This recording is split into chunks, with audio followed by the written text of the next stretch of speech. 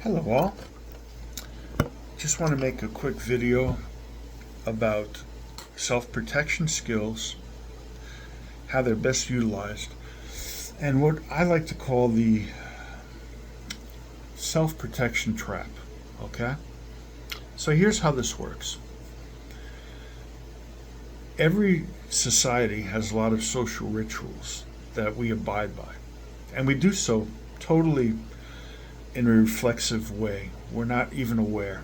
A simple gesture like a handshake, it has a tremendous amount of information within it that's conveyed, and a form to it that is abided by without us thinking twice about it.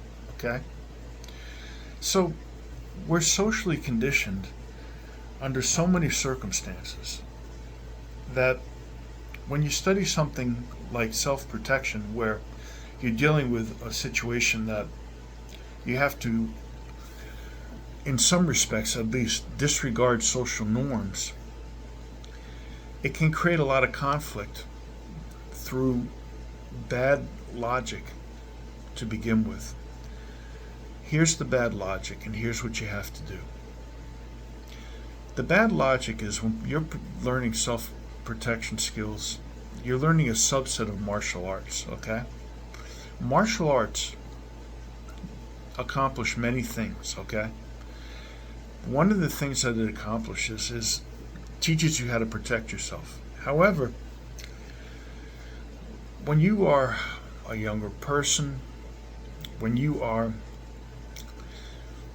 living in a certain environment, your self protection skills to a large extent are dictated by your ego and by your social situation. And I don't mean ego in a bad way. I grew up in the middle of New York City, and if somebody gave you a hard time, you had to protect yourself. Otherwise, you would get picked on. So you didn't have a choice really to fight, but you did. You didn't really have to fight. You could have just accepted that I'm going to get picked on. Okay? As you get a little older, the form to this changes in some ways. So when you're a kid, in my generation, I'm a 61-year-old man from New York City originally, East Harlem. When you fought as a kid, generally speaking, weapons were not employed, and you were allowed to just scrap, okay? Usually it was boxing of a sort. It was a type of street fighting, but it was understood that you'd be trying to hit each other. Now, when you're a kid, that can work out quite well, and you can learn a lot that way. When you get a little older, things get really dangerous. Now, this is the first trap. It's not the same when you're a kid, when you're a teenager, and when you are a young person, college age and above, and you go into your local nightclub and somebody picks on you. Okay? Even though that's the situation you've prepared yourself for, if you grew up scrapping, the stakes are a lot higher. Things can get really dangerous and violent. Okay? So, at this point, you have a couple of choices. If you study a martial art that is somewhat reality based, you're probably going to be fighting, sparring. What do the kids call it nowadays when you get on the mat? Rolling. Okay? Those things prepare you for a certain extent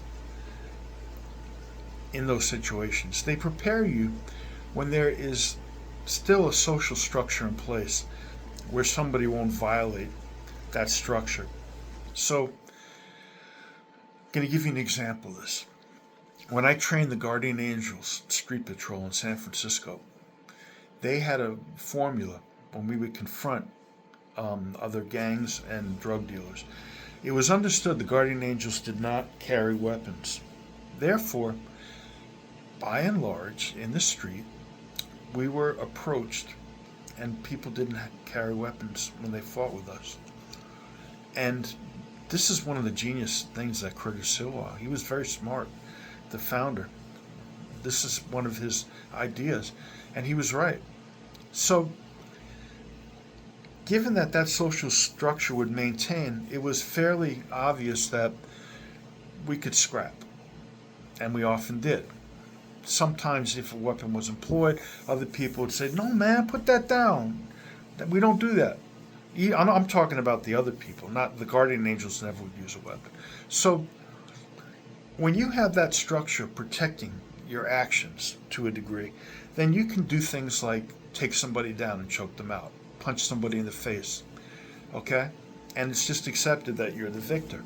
However, there's a line there. And that's where a socially sanctioned situation can turn into a violent encounter where things have been bypassed and you're not in that situation anymore. Somebody will try to kill you. They'll have their friends outside trying to stomp you.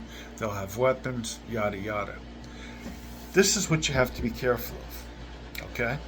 So there's another aspect to that as well, okay? Just because that's the case, you also have to be very aware that when you're training in your Gracie Jiu-Jitsu or your boxing gym, your karate, that you can still get killed in that situation, even with the social mores in place. It happens all the time. So you want to train very well and be very prepared for that. And it will help you in your basic skill sets as you evolve into other aspects. So the first trap is it's still dangerous. And you want to be really good at what you're doing.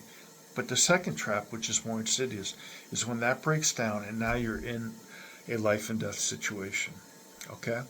Now, most of us who have been training for 50 years or so, we will probably tell you, and I've been a bouncer, I've been in all kinds of violent situations because of that. Other such things. I've trained people from all professional walks of life, etc., etc. We will tell you, avoid those situations. I don't go to cocktail lounges that have a bouncer unless I have to. I don't. Okay?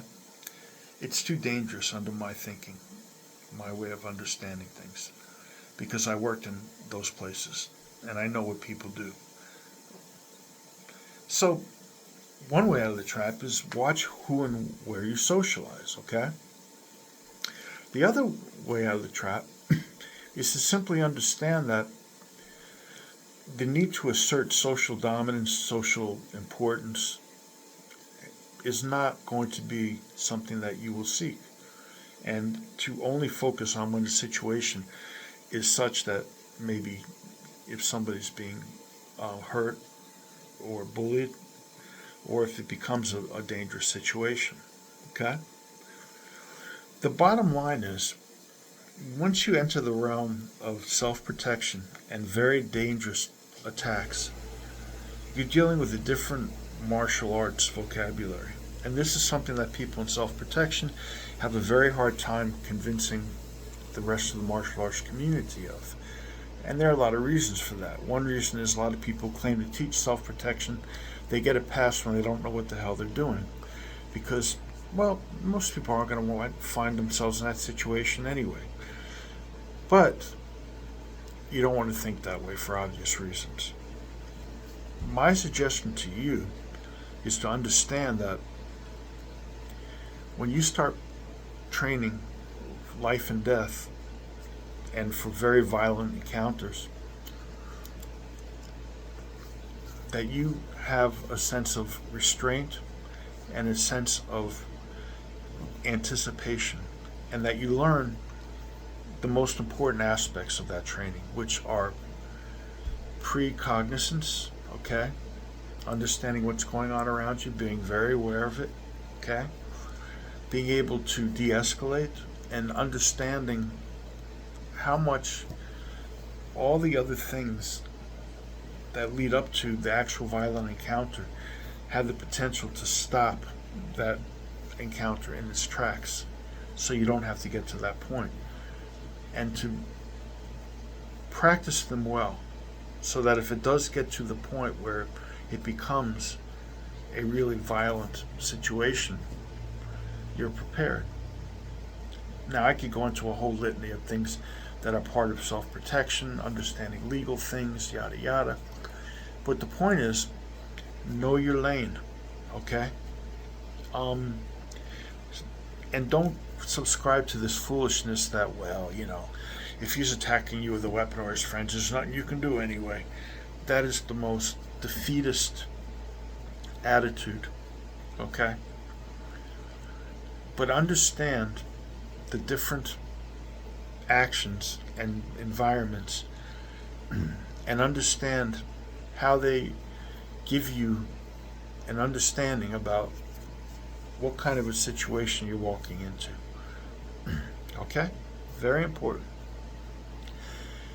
It goes without saying, avoid situations that are potentially dangerous. But then again, you could hear that from 5,000 people, or you could have 5,000 people tell you how to de-escalate somebody, and 5,000 people tell you about things to look for in the environment. Well, look, first of all, if you go into a bar or a nightclub, you couldn't get it a more dangerous environment. You've got nothing but big things of glass on the wall, lots of objects made of hard materials. Let's put a pool table in there just to make things more interesting. Now you've got sticks and things you can throw at people. And what are people doing? Are they having conversations about Hegel's dialectic? No. They're getting liquored up, going on the prowl, searching for dates, when men can be at their worst in terms of their attitude and, competition. So, know where you're at, but not just in the conventional sense. And understand the difference between a cocktail lounge with a jazz band and free hors d'oeuvre night for happy hour, and the place with the big guy at the front door who doesn't like anybody, and the local place that says cold beer and has 5 stools and everybody seems to know each other. Because there's only one of those places that I would go into, and I know what the hell I'm doing. And I just think the payoff is something everybody should think about. And you can avoid many, many problems that way. And if you observe these basic acts of diplomacy and self-perception, then you'll know at least what your lane is, and you'll understand when you're in that situation, and then you can work on your training, which is a big step and is going to take a lot of psychological preparation that you don't get in a martial arts conventional program, which is interested in dealing with punching somebody in the face or choking them out. But it's worth it, because to me, it's a step in the evolution of a person as a martial artist. That and understanding how weapons play into what we do, and how our character, our purposefulness plays into what we do and how we act in these situations, which can often be a challenge. So think about it.